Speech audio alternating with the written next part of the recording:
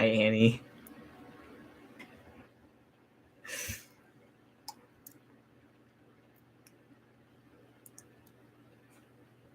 Hey, Heavenly. Oh my god, my nose is cold. I was shoveling.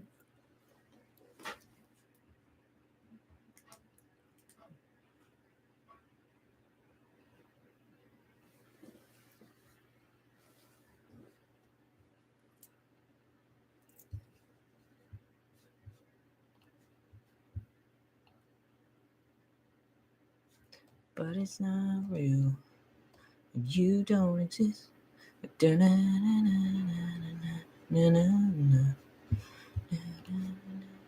Hey, Sarah. Hey, Hannah.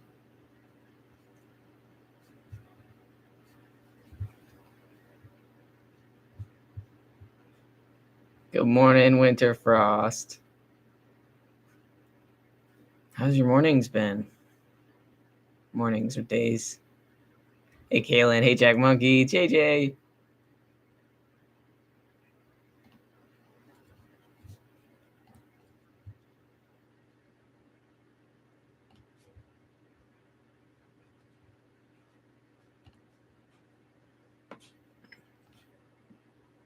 Getting ready for work. Hey, Obscura. Sam. Made a chicken bake? What's that? I just got out of the shower. I was shoveling, well, not shoveling, snow blowing the driveway, and I have a cheap little snow blower, and it's still a lot of work with that. Heck yeah, Kaylin. Thank you. Hey, Jack Monkey.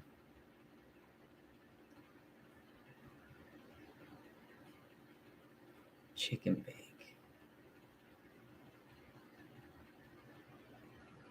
Yeah, you can edit it, I think. But I'm going to be having people over in like 2.5 hours. Well, kids. My kiddo's having 3 friends over, and I got to keep the driveway clear as best I can. It's a lot of work. We got a blizzard. You slept through the night without waking up? Aww. That's amazing, though. I'm glad you got a good night's sleep. That's got to feel like a victory.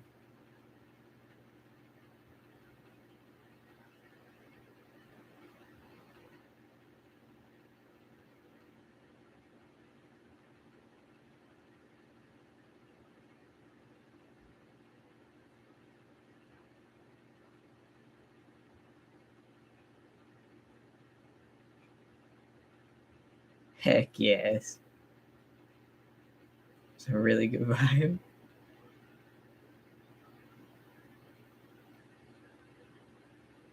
Nice, Heavenly. Yeah, I got 3 coming over. We were originally supposed to go out, but due to the storm, I'm kind of like, maybe we should just have a night in. I don't know. It's not like I have a 4-wheel drive or anything, and I'd rather not risk a bunch of kids' lives to go to an arcade. I'm a good driver in the snow, but you just never know, you know? What I was saying. There was something I was going to say. Shit.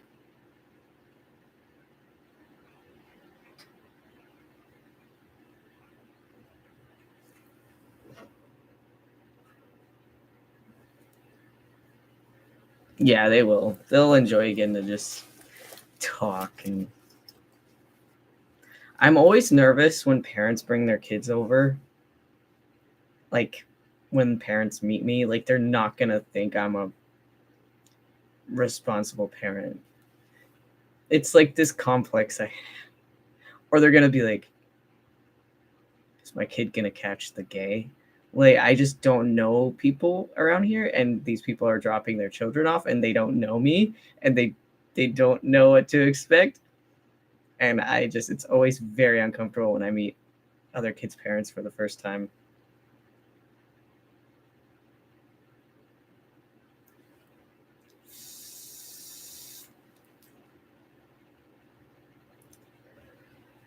Thanks, Hannah. 4x4 truck? Heck yes. Thanks, Kaylin. Yeah. You guys know me. And like, but it's just awkward. So they're gonna be like, so are you the older brother? No. Or something. I don't know. I don't look like a parent. And then people would be like,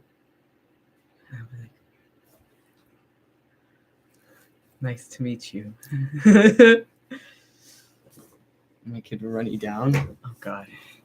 I know I am nervous that like I'm just gonna be like, okay. Listening to what they're talking about. Dark's just gonna want to be in there and be like, actually.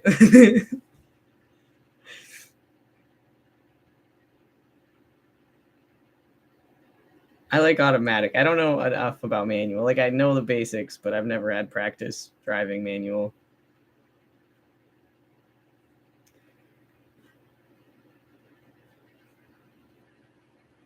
I imagine the faces of right? Like it's a thing. I try and like tone down how I dress a little bit, wear a cap, and I'm like, hi. But I'm gonna go ahead and read this. It's a little bit longer, I think, than other ones, so I might not be able to finish it. We'll see. My goal is about 1:30, so that I still have an hour and a half or so. Because I also gotta go back at the driveway. So tired. Oh, I forgot to put my gloves in the dryer. So I have other ones. Automatic it is. But thank you guys for hanging out today. I'm excited. I'm excited to read this out loud. I don't know. I think I've only read it out loud once. So also me reading it out loud helps me see how I feel about it, how it sounds, parts that I'm like, oh, I gotta fix that, you know, typos. Oh, heaven.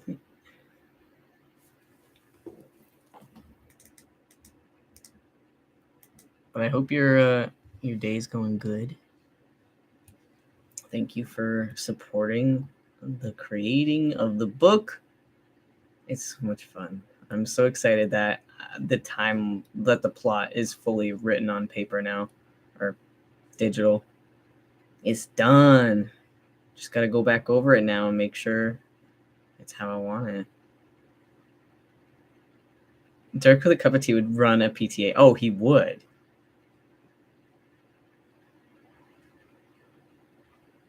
Aw, Sam, thanks.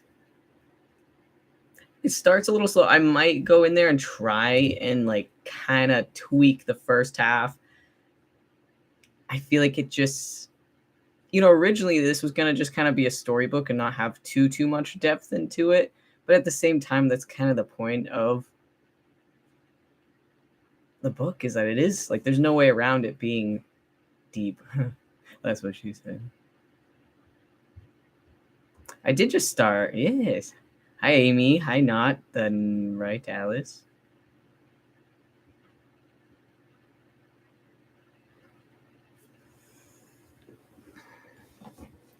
So gather around. Thank you so much for choosing to hang out for a bit. And I will be doing another one this week because this one's going to kind of be just reading. And the last one I did was just makeup. So we will have a chatting one soon because I want to give you guys like some good chit chat time. I want to talk all about the things. Hey, Sarah, drive safe.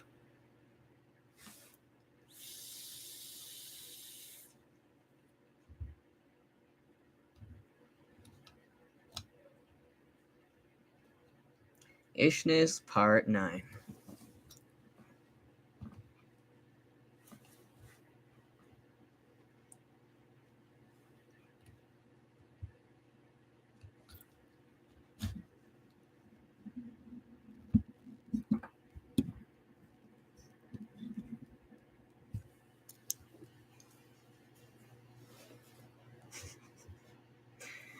The sun disappeared behind the trees, and the air was getting cooler by the minute. A couple of families surrounded the play yard to my left, laughing amongst each other as they gathered their things to head home. Memories of my own childhood flooded through my mind, though I would typically be found sitting underneath the equipment instead of playing with the other neighborhood kids. Too shy to engage, I would doodle in the dirt with sticks. It was like my own little hideout with imaginary friends. Even the Shadow Man would visit at times. It was so interesting to look back on those days of Karsh and to see where we are now. I continued along the path, past the playground, around the edge of the pond. Benches and small street lamps were evenly dispersed along the route. For some people, this was a lover's lane. Nighttime strolls were beautiful here. I only knew myself because I took myself on them alone. The sadness was starting to creep in again, but I wasn't going to let it. This was a celebration. I had to keep moving so my thoughts wouldn't capture me. Walking along the cement path and feeling the heat building in my legs, I glanced over at the pond. Ducks dipped underwater, making me laugh with their tails wagging in the air as they searched for food. Tugging my sleeves down around my hands against the chill, I didn't want this whole trip for to be just a quick visit. For the first time in ages, a feeling of adventure had overtaken my anxiety. Whether this was manic defiance or not, I really didn't care. I needed to rebel against my anxieties. They would not control me. Actually, Karen?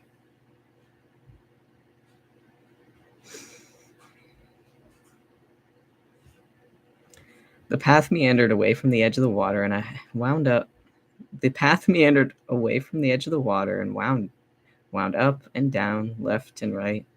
I passed a few I passed a few wait, oh, I passed a few couples and some joggers, all of whom were headed in the opposite direction.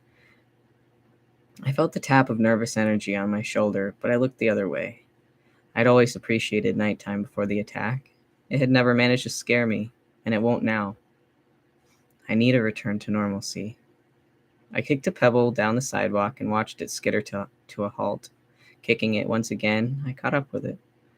I knew the chirping of the crickets would have been much louder just a few days ago, but they, like the warmth of the sun and the color of the leaves, faded away with the end of summer. Moths fluttered around the dim street lamps. Losing myself in memories again, I thought back, before the Ishnesses, before the attack, back to my life with Jordan. It had been an okay relationship. It was comfortable, though it still felt lonely despite the company he provided.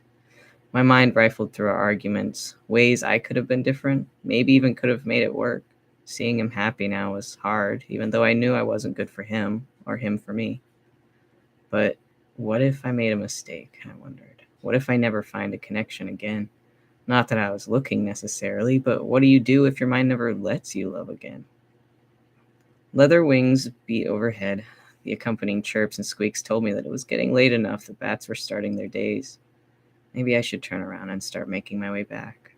The eeriness of the night sunk in as I realized how far I'd wandered. Suddenly, the well-kept park was a dense forest, signs ahead announcing a hiking trail.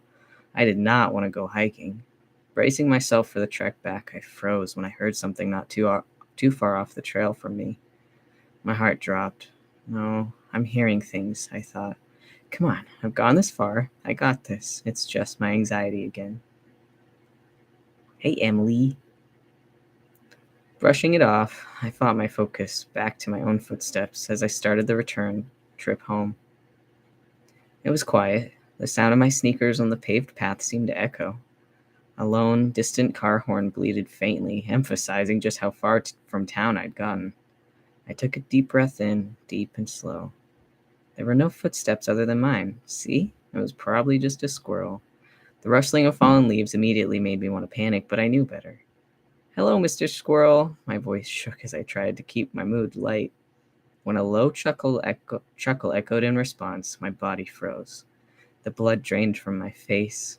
I forced my leg muscles to continue forward despite the frozen terror. Instantly, I wished I wasn't alone. What was it Karsh said? Something about me learning to control it so I could call them. But how was I supposed to relax into daydreams at a time like this? One step at a time. I fought the adrenaline pulsing through my body and under my clammy skin. I didn't dare look around, afraid I might see the horrible images my mind created, like something was mere inches away from me. It sent chills through my limbs. Try to think about happy things. But what? Instantly, a pair of comforting white eyes appeared in my mind. Ziggy. The happiest thing I could think of at that moment. Deep, intentional inhale to slow my heartbeat. My feet were on autopilot as I closed my eyes and remembered the feeling of his shoulder under my head. The comfort he brought me simply by being him. His sweet smile and kind voice. I heard his words from that night. You're doing so good. You're gonna be fine, okay? I am doing good. I am going to be okay. A hand on my shoulder made me yelp and lurch in the opposite direction. I screamed automatically. My heartbeat was outside of my chest. I ran as fast as I could, the pain in my side all but ignored, before a gravelly voice called from behind me. Ho, stop! I whipped around at the sound of DZ's voice, recognizing his silhouette under the street lamp. Before I could respond, an unfamiliar, shadowy figure burst out from the darkness and put itself in between us, facing DZ confrontationally. Get the fuck away, the figure growled fiercely. He wore a hood, but his frame was too small to be Karsh. DZ's naturally intimidating face angled into a dangerous warning to the stranger, bared fangs and pure white eyes intent on his target. He melted into a natural fighting stance and tilted his head like a predator. I think it's you who should leave, he warned, following a lady like a creep. The stranger snapped his response. This is my territory, monster. Now go. I could have sworn I heard DZ chuckle just before his hand shot straight to the man's throat, pushing him backwards across the pavement. The stranger clawed at DZ's arms in a desperate attempt to free himself. Ducking behind a tree and peering around the trunk, fear paralyzed me. Why was this happening to me again? I was overwhelmed with the urge to run, but I also didn't want to go far from DZ. I think you're the monster here, DZ hissed, pinning the man against a tree. Now why are you following her? Gasping for air, the man massaged his throat once DZ loosened his grip. I was keeping her safe. He tilted his head up towards DZ, hood still hiding his face. From things like you, asshole. He took the opportunity to shove DZ backwards and made a break for it, heading straight for me in a panic. Lady, you should probably run. I've never seen one of these before. He skidded around my tree and crouched next to me, hood falling back to reveal pointed ears. His eyes burned into mine like deep twin flames blazing in the night. Lady, come on, he's coming. He urged me to run by brushing his hands in my direction. I'm trying to help you here. I was startled by his proximity, but was still frozen by fright. And DZ was approaching, and fast. I tried to force my stalled brain into thinking. The stranger looked back and forth frantically between me and DZ, obviously conflicted. I realized he too was afraid. Go away, he shouted in DZ's direction. I don't want to have to hurt you again, man. The stranger's pointed canines overlapped his bottom lip when he spoke. His face was scruffier than most, with a nose mutated and dog-like, slightly flattened with a rough brown tip. Wait, what I thought had just been fingernails against the bark of the tree, I now saw were claws. DZ approached with a devilish grin. I'm not giving you the chance to get away this time. His voice was low and precise, deadly. DZ, wait! Rushing around the tree, I placed my hand on his chest. His eyes zeroed in on my face, and in that moment, he was barely recognizable. For a second, I doubted whether I should interfere. This was an entirely different side of him, like he was high off of the violence. Feral. I grunted as DZ tried to push past me, but I stayed firm. I don't think he's bad. Cold, white, animalistic eyes pierced mine. The chills up my spine were a reminder of how little I really knew about him. Anyone else might have backed down, but I trusted the promise he had made to me and glared back at him. He blinked and looked up apprehensively towards the stranger's hiding spot. Why did you call for me then? DZ asked, confused. His chest rose and fell as he fought to control his breathing.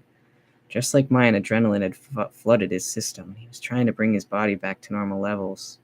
It took me a moment to remember when exactly I had called for him, when I felt like I needed an Ishness entity to have my back. I didn't want to be alone. The stranger's head poked out from the tree. You called him? He asked, panting. Yes, asshole, DZ muttered, mocking the stranger's rushed insult from earlier. The orange-eyed man stared at me. So you know him? I nodded. He's not going to kill me, right? I watched his eyes flit over to the still angry skeleton by my side. DZ was silent, focused on the stranger. I elbowed him. He rolled his eyes. No, he grumbled reluctantly. The young man picked his way around the tree, scratching the back of his head nervously. Well, this is awkward. DZ looked him over, taking in his non-human characteristics. I totally thought I was going to have to kill you, Skelly Man. He shrugged his shoulders and smirked, scuffing the toe of his sneaker into the gravel. Then maybe she and I could have enjoyed some time together. She's mine, DZ retorted automatically before curiosity got the better of him. What are you anyway? I was going to ask you the same thing. Do dogs ever chase you? The stranger teased. Unimpressed, DZ stared, fists clenching and unclenching at his sides. You're acting like quite the smartass to someone who is still contemplating your murder. Whoa, the man stuttered, stepping back and holding his palms out in front of him. I'm just trying to break the tension here. He flashed what was supposed to be a winning grin at DZ, then glanced over at me and muttered, but actually, he wouldn't be able to kill me. I braced my shoulder back into him as I heard DZ growl and step forward, desperately trying to placate him and keep him calm. The scruffy man raised a hand to his mouth, asking in a stage whisper, Is he always this grumpy? He's my protector, I responded hastily. DZ's shoulders loosened slightly, mellowing at my use of his title. I took the opportunity to try and learn more about the stranger. But I am curious, what's your name, and why were you following me? Well, my name's Monk. He reached out his hand to shake it. It appeared human enough under the dim street lamp, but it didn't escape my notice that his long nails curled into sharp points. I know, my hands. He pulled back. They're dirty. Wiping the gravel off on his ripped blue jeans, he stuck his hand back out. I smiled shyly and accepted the greeting. I appreciated that despite the tension still thick in the air, this monk definitely had a sense of humor. My name's Ashley, or I guess you can call me Host, like he does. I gestured towards DZ, who was watching the handshake closely. So, Protector DZ, is it? Monk reached his hand out to DZ with a broad smile. Just DZ, the entity muttered, reluctantly shaking Monk's hand. Interesting name, Monk shrugged. And to answer your question, DZ, I'm a werewolf, but I'm assuming you figured that out by now. That's why I usually wear my hood, hides my features. Which is a shame. Turning his head, he showed off his side profile with a wink in my direction. I snorted. I mean, would you just look at this bone structure? Somehow, impossibly, I heard DZ roll his eyes, but that didn't dampen Monk's mood. And to answer your question, host was it? Ash? Hostess? Hostess? Host is fine, I giggled, interrupting his tongue twister. Awesome sauce. I was following you because I tend to follow people in the park. He paused, shooting a nervous glance over to DZ. Not like being a creeper or anything. I'm just sort of a protector in these parts. A werewolf protector? I blurted out. Basically, yeah. Skater boy werewolf, protector werewolf, handsome werewolf. Call me whatever you want. He flashed another cheesy, fanged smile. I follow them because there are others, not too much deeper into the woods. Others like me. They aren't good, though. His energy shifted, the overconfidence dissipating suddenly as he looked down at the ground. I know what they can do to people. His voice was barely above a whisper. His tone, the vulnerability, the hurt, made me close my eyes for a moment. I didn't know if it was my intuition, empathy, or both, but I could tell Monk had been through something serious. His emotions washed over me almost like they were my own. I glanced at DZ, whose gaze had already softened, then back to the werewolf who seemed lost in thought. I wanted to ask something happy, anything to lighten the air. You skateboard? He perked up. Yeah, it's pretty much the only thing I've still got from my previous life. That and music. He pulled out a pair of earbuds that had been tucked in his baseball t-shirt. I was fascinated by how quickly his energy shifted, but smiled encouragingly to keep up his mood now that we were on the subject of music. I almost always have earbuds in, he continued. The realization that I hadn't listened to music since coming home from the hospital hit me, sudden and hard. Just then, Monk reached his clawed hand, offering me one of his earbuds. Want to take a listen? I just found this album, been listening to it all night. Trying to ignore how DZ's eyes still tracked every move the werewolf made, I placed the bud in my ear. Instantly, I knew I was going to get along with the skater werewolf. The hip-hop beat was so catchy it almost had me tapping my foot right there in the middle of the dark forest. I nodded in appreciation of his music taste, feeling the tension in my body diminish. Hey, Phoenix. He seemed eager for my approval, orange eyes lighting up even brighter as he nodded along with me. It's good, right? He held his earbud a little tighter as he began to sway his hips. I glanced at DZ and swallowed a laugh. If resting bitch face could be defined by a single moment, it would be DZ right now. Do you want to listen? I offered DZ the earbud, but he was focused on surveying the looming shadows surrounding us. I took it as a no. We really should get going, he said coldly. Monk instantly stopped swaying and smiled. Even though I'd just met him, it felt forced, like he was fighting sadness. He reached out to take his earbud back. He is right. And host, I wouldn't recommend coming out this far again. You just never know. He tucked the earbuds back into his collar. DZ had already started back towards town. I turned to follow him, but something stopped me. Looking over my shoulder to Monk, I was just in time to catch his look of utter disappointment before he swapped it out for a big, toothy grin. Where do you live? I asked suddenly. His eyes widened in surprise. I live out here. Embarrassed, he chuckled and scratched at his scruffy dark hair. I looked around the thick growth of pines surrounding us. Out here? Well, not here. In the tunnel. He jerked a thumb back in the direction he'd come from. Not too far. Empathy for my new friend pulled at my heart. He was charismatic, charming, such a loving, positive energy. We'd only known each other a few minutes, but he already had a way of making me laugh with just a quirky raise of his eyebrow. I wondered how life had brought him to this point. I had so many more questions for him, but I asked the first thing that came to mind. Doesn't it get cold? I smiled. He smiled and shrugged. Yeah, sometimes it's cold, but werewolf blood keeps me a bit warmer. Host, are you coming? DZ called from several yards down the path. He hadn't waited. Hold up a second. Stay with the pup then. I'm heading back. Shoulders hunched more than usual, DZ stalked away. He seemed off. The confrontation with Monk seemed to have taken a lot out of him. Plus, there had been that moment where he'd been completely unrecognizable. I doubted he actually wanted me to stay with Monk. So now it was a game between us. He had yet to learn that he wasn't the only stubborn one. Hey, dazed.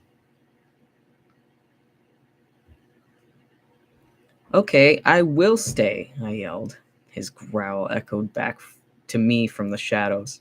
I was pretty sure I heard his footsteps stop too. Trying to play it cool, I looked back to Monk. Do you have anywhere to get warm on nights like this? He shrugged and looked away.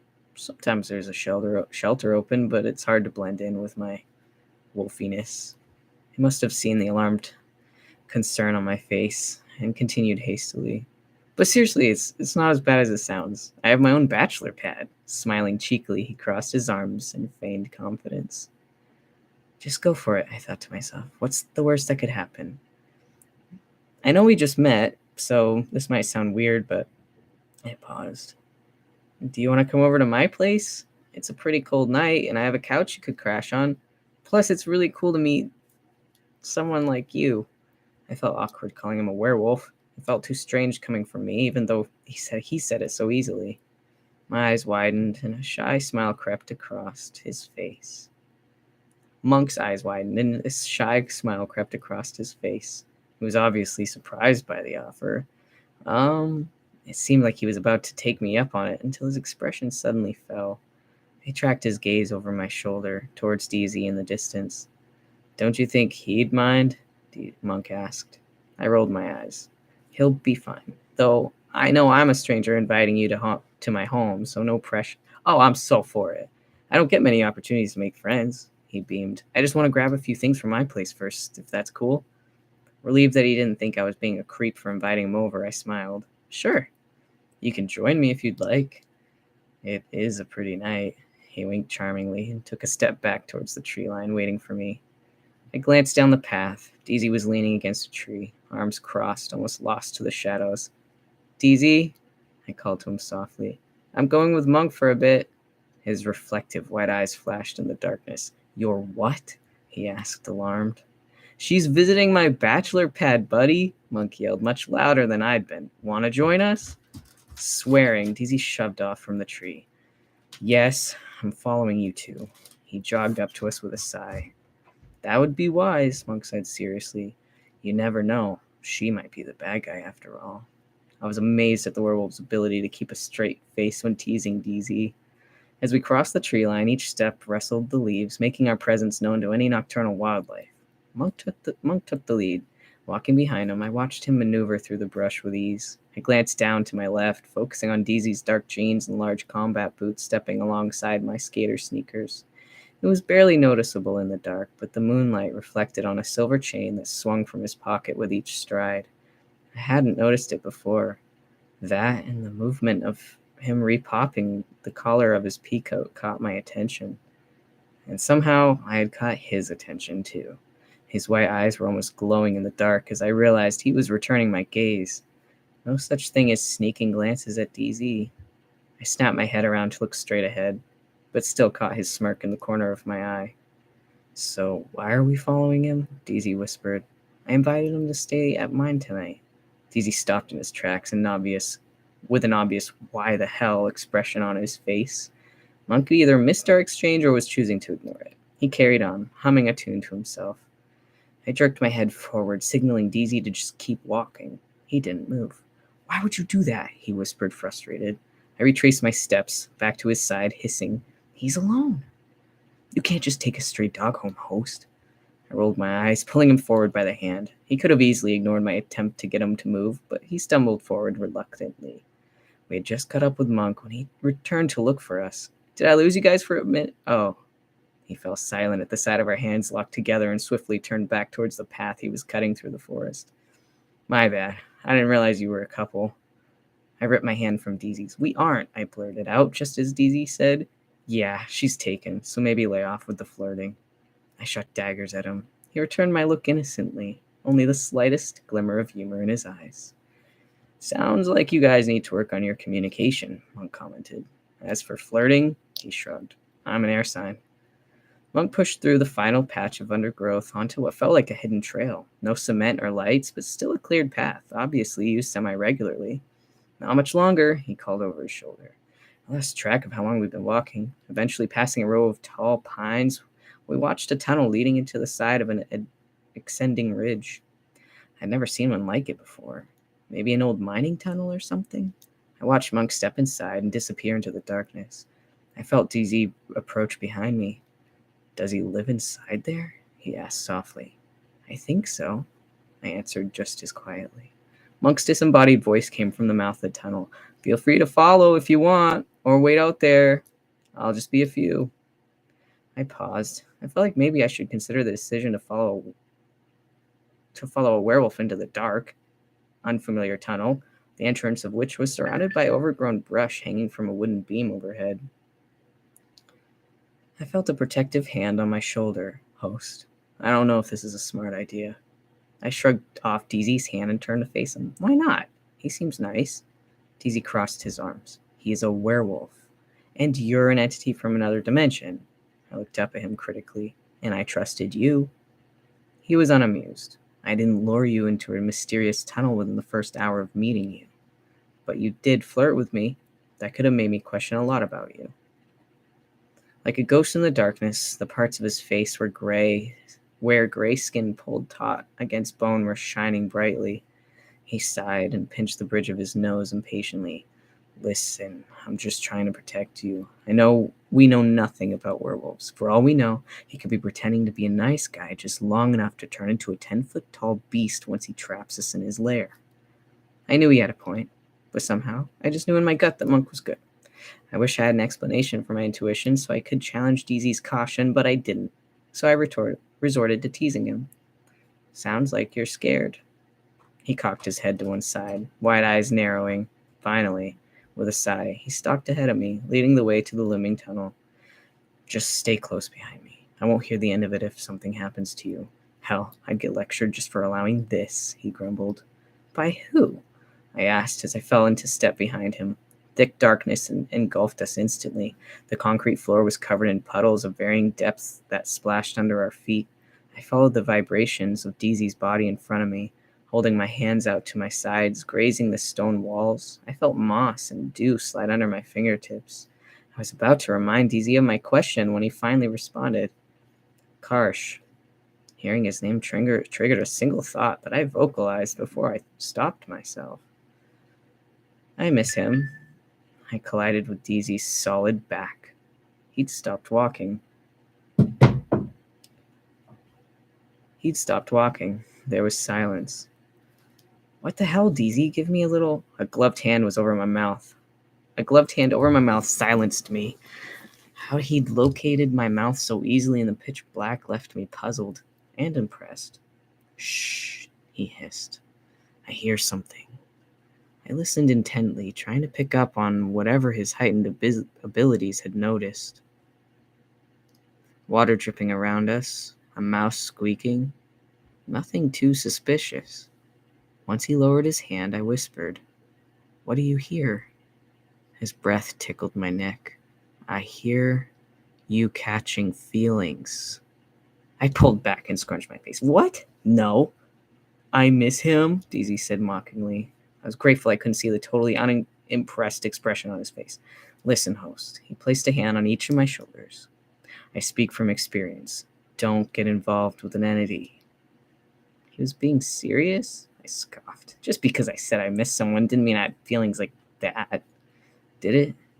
In all reality, I hardly knew Karsh. At this point, I felt like I knew DZ and Ziggy better than my shadow man. "Well, first off, I don't like him like that," I started slowly. DZ huffed and stepped back. "Sure." "And what do you mean, from experience?" I asked, mainly just to redirect his attention. "You remember when I introduced myself. We don't need to go over it again," he said curtly. If you're referring to the desire abilities, honestly, If you're referring to the desire abilities, honestly, I assumed you'd blown it out of proportion. You fulfill desires in humans?" I scoffed, feigning disbelief. It wasn't actually that unbelievable, but I wanted to keep him talking.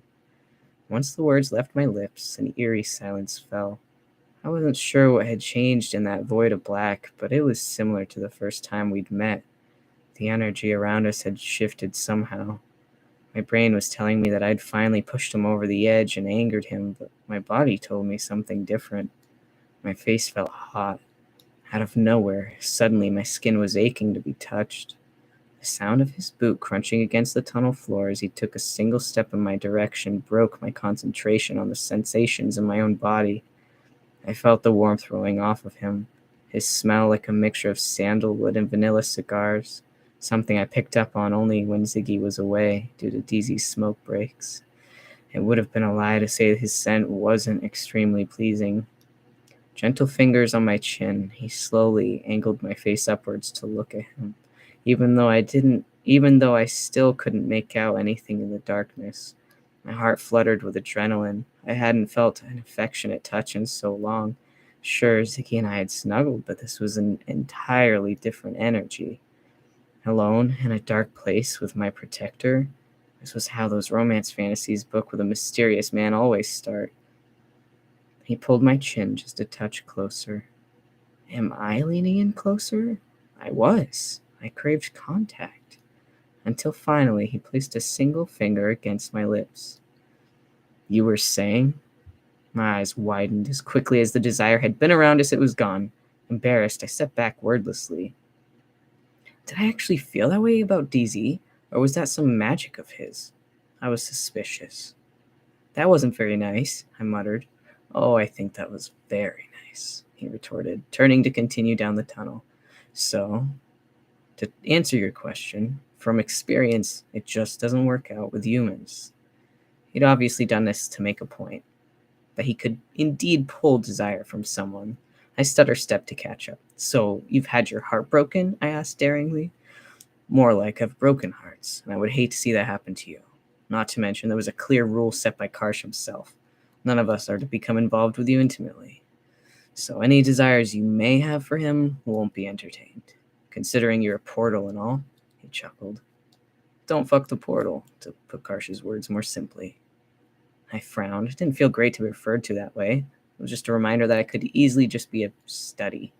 It took me the rest of the journey to comfort myself with memories that demonstrated how these entities, at least some of them, genuinely cared for me. Wait, DZ hissed suddenly. "Do you hear that?" "I'm not falling for that again, DZ." I attempted to step around him, but he stuck his arm out to block me. It sounds like someone's hurt. I quieted my mind and tried to tune into whatever DZ was hearing, still half expecting it to be another prank. But to my surprise, I did hear something. It was coming from further down the tunnel, and it did sound like something or someone was injured, like a cry out for help. I told you this werewolf stuff could be bad, he scolded. Whatever it was, it continued as we quietly approached a dimly lit path branching off the main tunnel. The worrying sound stopped, only to be replaced with the sound of pacing footsteps, and over that, Monk humming a tune. If Monk was there and seemingly okay, then who was hurt? I could barely make out Teasy's pale face in the shadows. Rather than wait for him to make a move, I took a deep breath and stepped across the threshold. There was Monk's silhouette, swaying his hips with one hand to his ear. He was still humming, so he probably had his earbuds in. I looked back at DZ and we were exchanging confused shrugs. Suddenly, the sound returned at an ear-piercing decibel. With his more sensitive ears, DZ flinched. Monk's silhouette arched with an arched back, head angled upwards, head up towards the ceiling. The off-pitched sound was coming from him. Monk let out an exasperated sigh. Come on, man, you need to have a good howl. Can't be a werewolf without a good howl. And he inhaled deeply, ready to unleash another attempt. Clearly uninterested in enduring the abysmal sound any longer, DZ beelined it for the werewolf. The broken howl turned into a shriek and a karate chop movement into DZ's direction. Don't come any closer, man. Look, I'm sorry I called you an asshole. Just please don't. Oh, hi, host. Monk took an earbud out and nodded in my direction, chuckling nervously. I didn't actually expect you both to follow, but welcome to my bachelor pad. He spread his arms wide, backing his way into the main space. As we entered the main area, I squinted against the brighter light coming from a lantern sitting on an overturned milk crate. The crate was serving as a bedside table next to a tattered mattress on a metal frame. A couple of band posters were stuck on the stone wall with duct tape. A shabby cardboard box filled with semi-folded clothes was nearby, as was a pile of presumably dirty clothes on the floor. Fortunately, this part of the tunnel system was drier, and there were no puddles that I could see. Monk lurched over to his bed, tidying the worn blankets as a ruse for tucking a Playboy under the pillow. He looked back at DZ and I, who were watching every move he made. What? He shrugged sheepishly. A guy needs company. DZ's face remained impassive, but I failed to stifle a chuckle. Monk finished straightening the sheets and plopped down on the edge of his bed. He smiled and patted the spot next to him. Care to join me on my bed? With a wink, he stuck his tongue out from the corner of his mouth. Even though his teasing, flirtatious nature was already established, DZ growled behind me. I was starting to think Monk was playing up this side of him just to annoy my protector. I shook my head politely and wandered around his living space, catching details that had escaped me on the first pass. A skateboard leaned against one wall with some tools and spare wheels for upkeep scattered around the room. He even placed a tattered rug over the cold floor. This is actually pretty cozy, I remarked. See, not too bad for being an underground tunnel. Monk lounged back on his bed, fingers interlaced behind his head. Not gonna lie, it's kind of cool having company. I've never had guests before. With a genuine toothy grin, he took a deep breath of somewhat fresh air, as fresh as a moldy tunnel with a 20-something-year-old living in it could get. Slowly, I made my way around the edge of the room, closer to his bed. He propped his worn black sneakers up on the metal frame. They were old, but definitely skater shoes without a doubt. It was what was below his feet, latched to the metal frame, that caught my attention. It was a pair of handcuffs, one cuff latched to the rusty bar and the other dangling open. Secondhand embarrassment overwhelmed me. He probably wouldn't have wanted us to see this. Clearly, this guy must have had some kind of company before. Kinky company. Not far from the bed, I saw a small scrap of paper on the floor with a set of keys on top of it. I bent down to pick the scrap up, assuming it was trash, but it wasn't. It was a photo. A girl with long hair, a young, shaggy, brown-haired man. Monk scrambled forward, reaching over the bed frame and snatching the photo off the floor. As he did, the keys clinked to the ground. I felt dumb. Of course it wasn't a kink. He was a werewolf. And like in so many movies, he probably needed restraints during the full moon. Between that and the old photo of him and the girl, I felt like I'd intruded on something deeply private. Sorry, I muttered, without really knowing what I was apologizing for. I just knew that it wasn't something he'd wanted me to see. His genuine smile was somehow masked with nerves. Nah, it's cool. High school love and shit. He got up from the bed and scanned the floor. Where did those dang things go? Picking up the keys, I placed them gently in his palm. Thanks. Probably not the best leaving the photo on the floor anyway. Might get ruined. He shrugged, slipping the keys and photo under his pillow. I quickly looked back to DZ for support, but once again, his fingers were pinching the bridge of his nose. He just shook his head. I couldn't rely on him to help me out of my awkward moment. Fortunately, Monk broke the tension. Well, I got my pajamas. He straightened up from the cardboard box, tucking a few clothing items under his arm, and he looked around, grabbing a couple other items from the box, from his makeshift nightstand. Phone charger and toothbrush. Gotta keep these canines bright, he smirked. Awesome, Daisy said dryly before leading the way out. It was a quiet walk out of the tunnels and along the unofficial path through the woods. Finally, we reached the cement path lined with lamp posts and benches. Monk pulled his hood up over his head. I felt bad. There was still so much I wanted to ask him, but I could tell he was the kind of person that was happier living in the moment, and I was just a stranger. Brushing away my uncomfortable feelings, I cleared my throat. I have snacks at the house if you're hungry. His eyes lit up from within the shadows of the cloak. Oh, I'm always hungry. Werewolf problems. It's not too far. I was responding to Monk, but my eyes were narrowing on DZ as he led the way. I watched him pull something from his pockets, then saw the flicker of a tiny flame within his palm. A swirl of smoke surrounded him and wound its way towards me in the breeze. I inhaled the dark smell of vanilla and tobacco. Surprisingly, it comforted me. Monk's eyes, too, were trained on the entity in front of us. So, what exactly is he? He muttered to me. Being a paranormal creature myself, I can tell he's not human. At that moment, I realized for the first time Monk could see DZ. I hadn't questioned it before, but now that I thought about it, it made total sense. The Ishnesses had told me that only a handful of people would notice their presence. I spent the rest of the walk home catching Monk up on the whole story. He was a great listener and didn't question a single thing I told him. It was so easy talking to him. I wasn't sure why I felt comfortable around him so soon. There was some level of familiarity to our friendship that was just there, without having had to build up to it, like he too had gone through something difficult, like he too was an overcomer.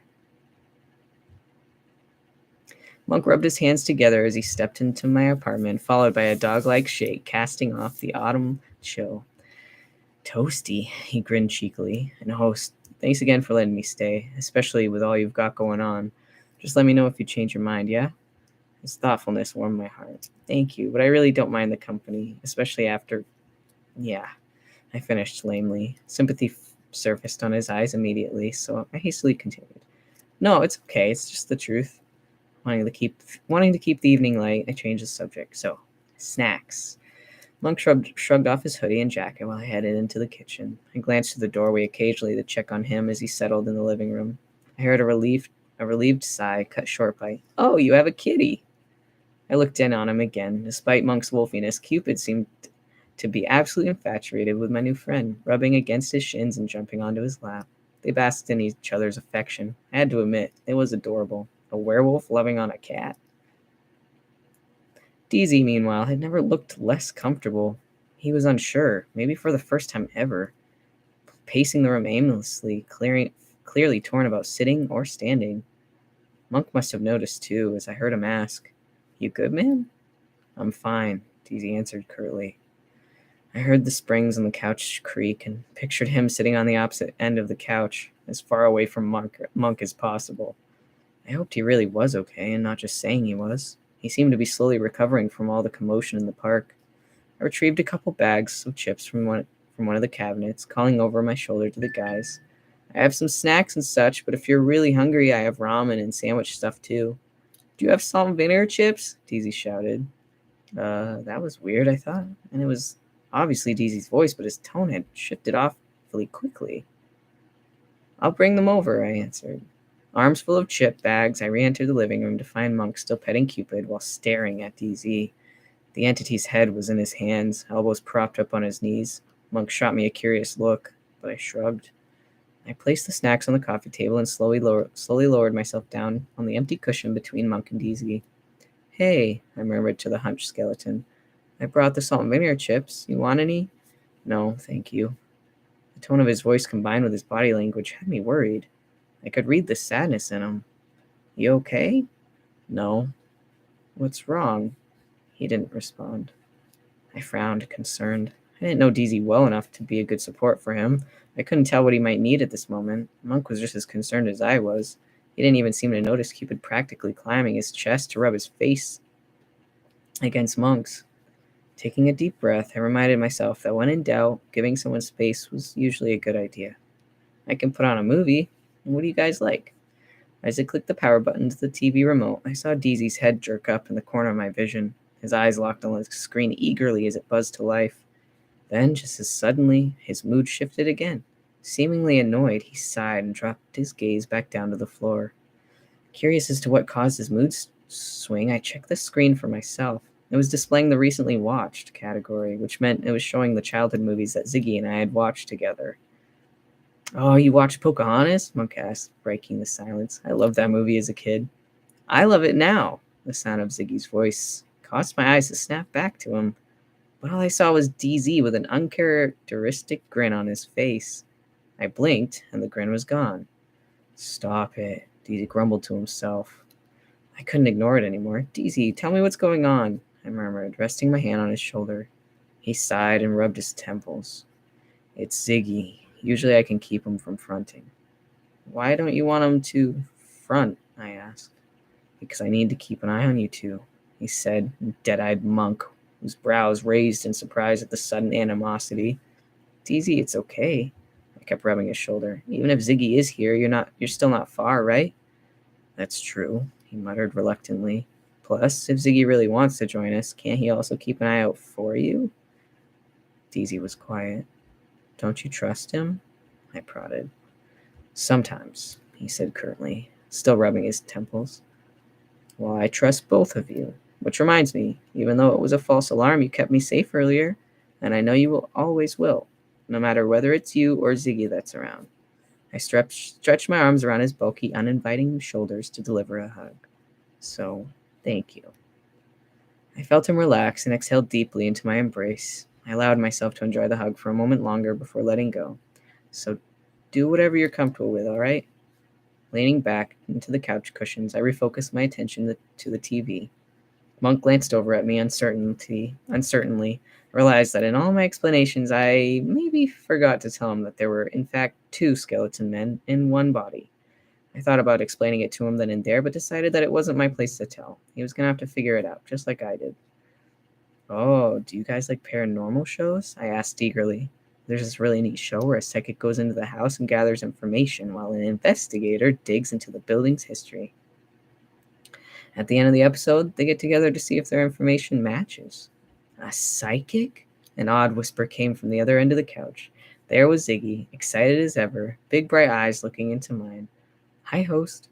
A wide smile broke across my face. Hi, Ziggy. Before I could prepare myself, he launched across a small space between us, enveloping me in a massive hug. I've missed you. His voice was muffled against my shoulder as he squeezed me tightly. I melted into the moment, enjoying every bit of his embrace. Ziggy hugs are the best. Still holding me close, his cheek pressed against mine, he greeted Monk over my shoulder. Oh, hello.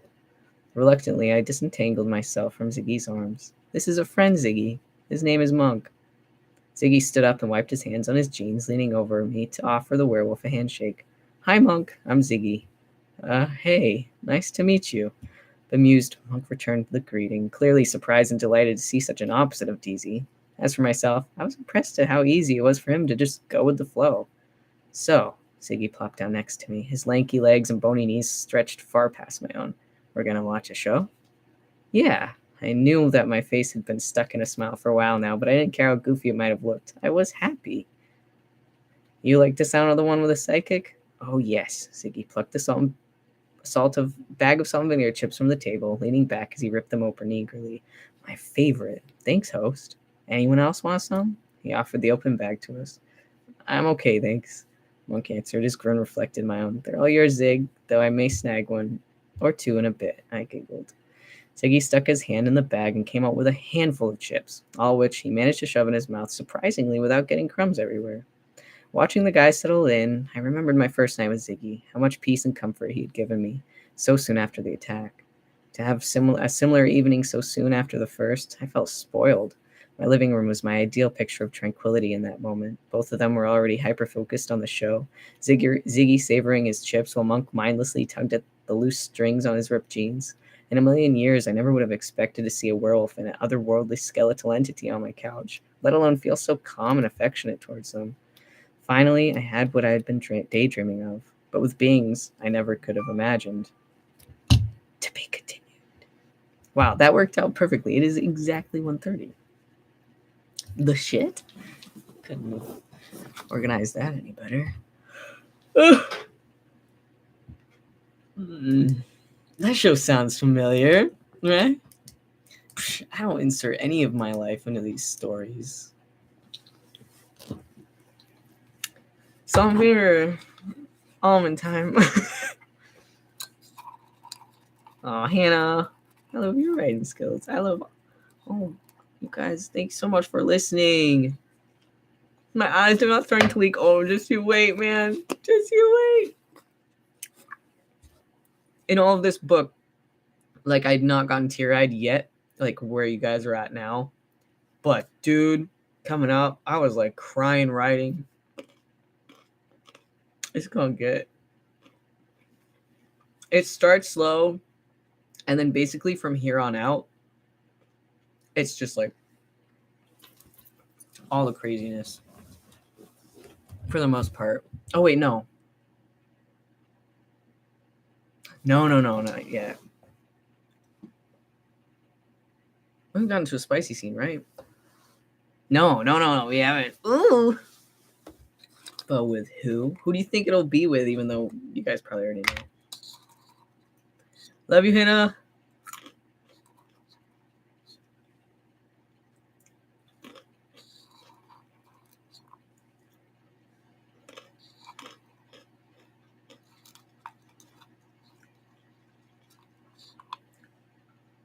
Hi, Mrs. Sohn.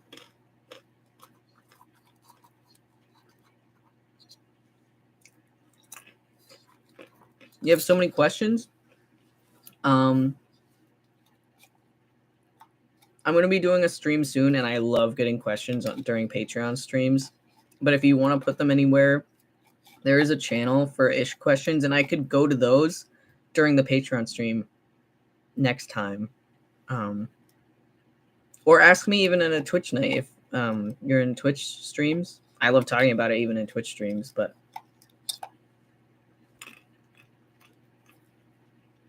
that's going to be the spicy scene, Monk in his hand. Plot twist, it's Monk and DZ spicy. DZ and Monk, right?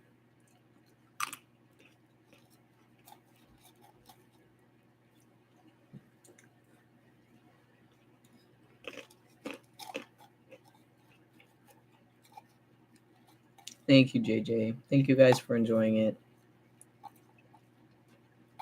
And I have help with that, like proofreaders giving me some tips and helping editing because I'm not the best with punctuation and stuff like that. Wording sometimes. Thank you, Phoenix. Yes, she's going to have a good birthday. Well, she already has, but round 2 tonight.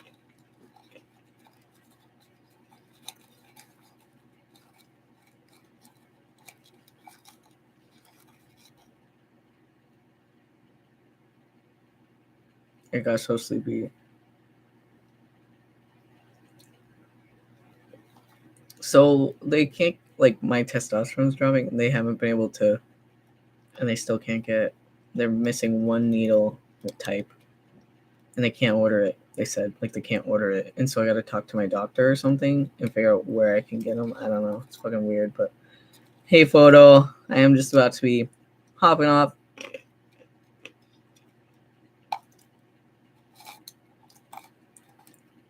In Patreon, sure. But I'm always happy to answer them here too. I like it. It helps to prompt open conversation. Talking out loud is where I've figured out most of the book, honestly. And questions always help that stuff. It helps me evolve things, like think about more angles. But talking out loud, being asked questions and then talking out loud, that's how a majority of this book has come together, is me talking out loud, telling story out loud.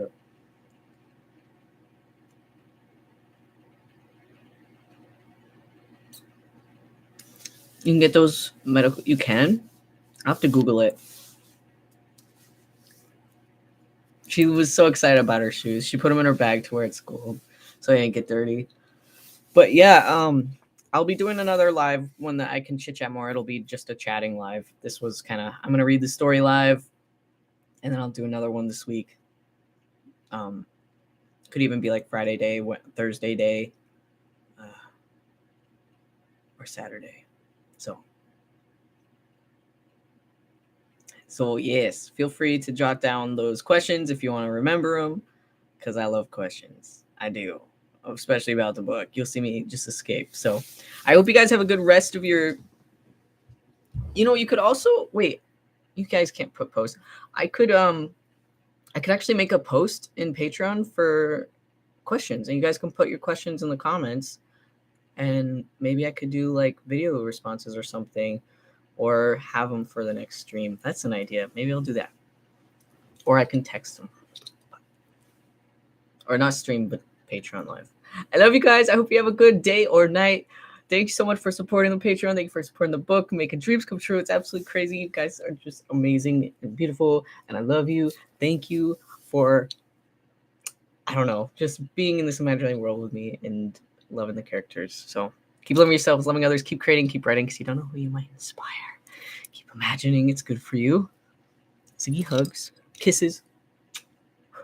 I'm going to go do more snow blowing. Ew. Love you guys. I see you. Goodbye. I love you. I see all you. I do. You're the best. It's okay. See ya.